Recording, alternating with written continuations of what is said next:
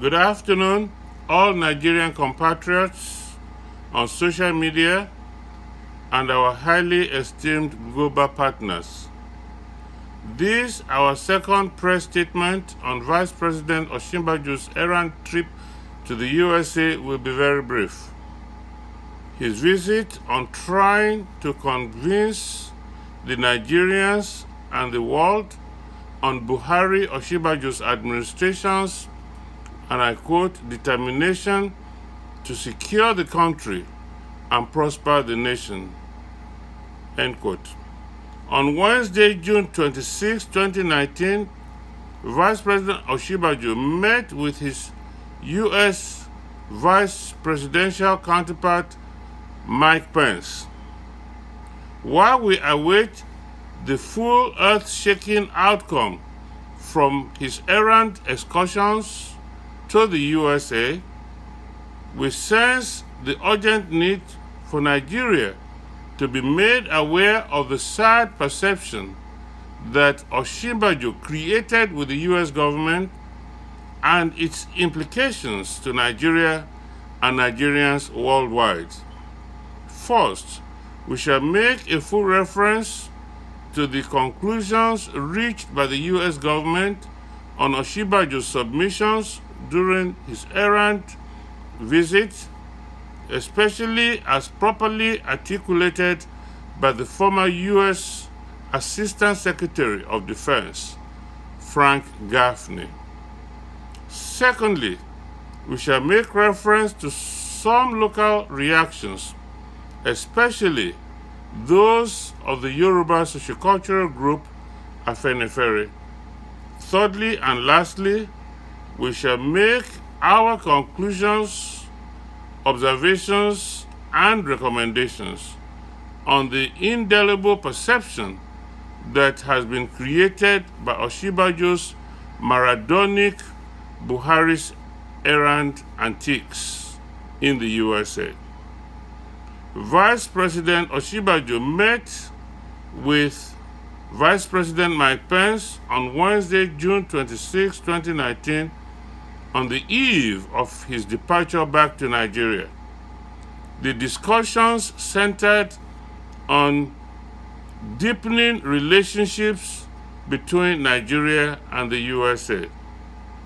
And on June 27, 2019, the FirstNews.com reported that the former U.S. Assistant Secretary of Defense, Frank Gaffney, accused Vice President Osinbajo of lying shamelessly. Frank Gaffney probably predicated his accusation and indictments of Osinbajo on the following. 1. The address of Vice President Osinbajo to the Nigerian community in the United States during a town hall meeting in New York on Sunday, May 23, 2019. Secondly, the authentic local and international news report on Nigeria. And thirdly, the U.S. intelligence report briefings on Nigeria. According to Gaffney, Osinbajo had spoken on a number of issues, including reported cases of insecurity in the country and the government's efforts at combating them. Gaffney, however, believes that Osinbajo is economical with the truth on attacks on Christians in Nigeria. Furthermore, Frank Gaffney claims that the administration of President Muhammadu Buhari is tolerating these attacks. Continuing, Gaffney stated that Mr. Pence's visitor, his Nigerian counterpart, Yemi Osinbajo, is one of the very few Christians in the Nigerian government otherwise dominated by Islamist Fulani tribesmen. But unfortunately, Mr. Osinbajo is instead part of the problem.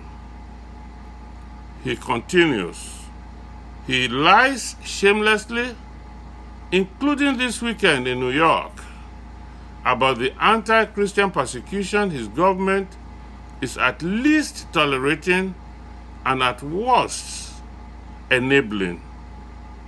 Osinbajo's own tribe has sharply repudiated him for doing so.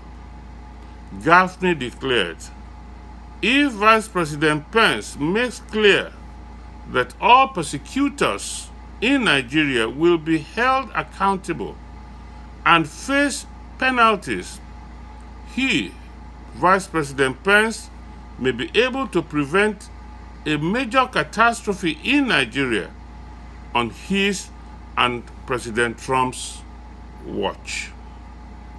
Now to Afenifere's response. On Tuesday, June 25, 2019, Afenifere, the Yoruba sociocultural group, criticized Osinbajo over his comment that the kidnapping stories in the country are not true, but fueled by politics. Afenifere described Osinbajo as a disgrace to the Yoruba race by his opportunistic and provocative utterances. Rising from its monthly meeting at Akure, Ondo State, the country home of its political leader, of its national leader, Pa Ruben Fasoranti, the group lamented that the region is still under siege. Afenifere attributed the attacks to Fulani herdsmen and militia operating in the zone. We are overwhelmed by reports of traumatization of our people by Fulani herdsmen, kidnappers, and militias, all across the 6 states in the zone, as well as Kwara and Kogi states. Now to our observations, conclusions, and recommendations. We observe that 1. Vice President Osinbajo is proving to be unteachable in his understanding of the American mindset, and specifically on the proper approach to dealing with the Trump administration. Secondly, we believe and observe that Osinbajo fails to understand that in the U.S., committing a crime could be a very serious offense, but worse still is lying to cover that crime. That the Buhari-Osinbajo administration is actively engaged in committing or tolerating heinous crime against humanity, which has been duly documented by the U.S. government. Thirdly, and to top it, Osinbajo has been declared by the U.S. government as a liar in covering up various forms of crime committed during the Buhari-Osinbajo administration. We therefore conclude that the open, festering, and putrid sore of Osinbajo's lying about situations in Nigeria portends an ominous sign of colossal setback for Nigeria, especially in an attempt to pursue a good U.S.-Nigeria diplomatic relationship. Secondly, we conclude that Osinbajo has become an anathema, a disgrace to Nigeria, and in particular to his Yoruba ethnicity, preferring to support the Fulanization, the radical Islamization, as well as the widespread genocide and ethnic cleansing of all indigenous Nigerians, including his own Yoruba ethnicity, by the Muslim Fulanis of West Africa. We therefore recommend that Vice President Osinbajo should immediately and seriously commence actions that will remedy his reputation as a pastor, a legal intellectual, and an accomplished senior advocate of Nigeria, as well as a sincere and generous effort at redeeming his family name and legacy. Thank you.